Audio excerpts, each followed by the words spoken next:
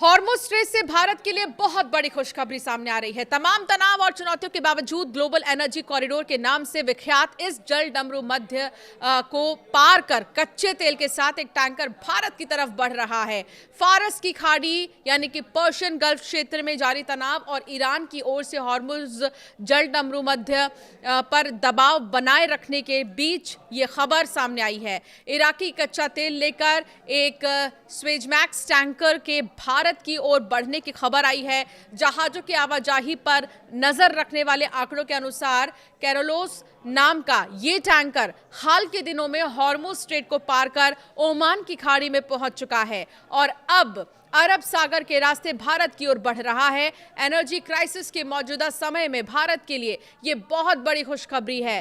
Bloomberg द्वारा इकट्ठा ship tracking आंकड़ों के मुताबिक हॉर्मुज़ जल डमरू मध्य से गुजरने वाले व्यावसायिक जहाजों की संख्या में भारी गिरावट दर्ज की गई है। शुक्रवार को दोनों दिशाओं में केवल 5 जहाजों की आवाजाही दर्ज हुई है, जबकि एक दिन पहले ये संख्या 11 थी। शनिवार सुबह तक इसमें मामूली सुधार देखने को जरूर मिला और 6 जहाज जो है स्ट्रेट ऑफ हॉर्मुज़ से गुजरते हुए दिखाई दिए हैं। पर्शियन गल्फ में जारी संघर्ष अब 12वें सप्ताह में प्रवेश कर चुका है। इसके कारण समुद्री व्यापार बुरी तरह प्रभावित हो रहा है। युद्ध से पहले जिस स्तर पर जहाजों की आवाजाही होती थी, मौजूदा ट्रांजिट उससे काफी नीचे बना हुआ है। अमेरिकी राष्ट्रपति डोनाल्ड ट्रंप लगातार ये दावा कर रहे हैं कि ईरान जल्द झुक जाएगा, लेकिन अब तक तेहरान की ओर से हॉर्मुज़ पर दबाव कम करने के संकेत नहीं मिले। ईरान ने युद्ध समाप्त करने के लिए वार्ता में लौटने से पहले 5 शर्तें रखी। इनमें सबसे प्रमुख शर्त हॉर्मुज़ पर ईरान की संप्रभुता को स्वीकार करना बताया जा रहा है। ये जल मार्ग वैश्विक ऊर्जा आपूर्ति के लिए बहुत अहम माना जाता है, क्योंकि दुनिया के बड़े हिस्से का तेल निर्यात इसी रास्ते से होता है। जहाज ट्रैकिंग कंपनी क्लेपर के अनुसार कैरोलोस टैंकर इराक के बसरा टर्मिनल से 10 से 11 मई के दौरान कच्चा तेल लेकर रवाना हुआ था।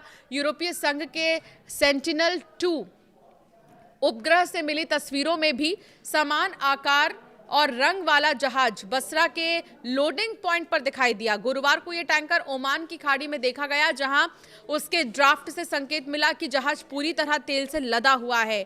इस बीच अमेरिका द्वारा रोके गए दूसरे तेल टैंकर एजियोस फेनोरियोस 1 की स्थिति अभी भी ओमान की खाड़ी में बनी हुई है।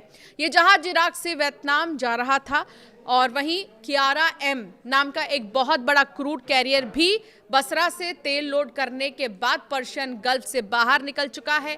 ट्रैकिंग आंकड़ों के संकेत मिले हैं कि उसने ओमान के तट के पास अपना कार्गो दूसरे जहाज में स्थानांतरित कर दिया है। शुक्रवार को हॉर्मुज़ से बाहर जाने वाले जहाजों में एक बल्क कैरियर और ईरान से जुड़े 2 पोत भी शामिल थे।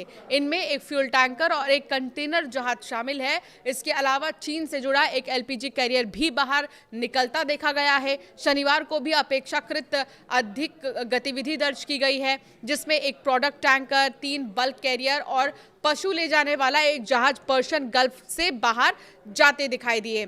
अमेरिकी सेंट्रल कमांड ने सोशल मीडिया मंच एक्स पर दावा किया कि ईरान पर अपने प्रतिबंध लागू करने के बाद अमेरिकी सेना अब तक 75 व्यावसायिक जहाजों का मार्ग बदल चुकी है। हालांकि इस क्षेत्र में ऑटोमेटिक आइडेंटिफिकेशन सिस्टम यानी कि AIS संकेतों में बड़े पैमाने पर हस्तक्षेप के कारण वास्तविक जहाज गतिविधियों की स्वतंत्र पुष्टि करना कठिन हो गया है।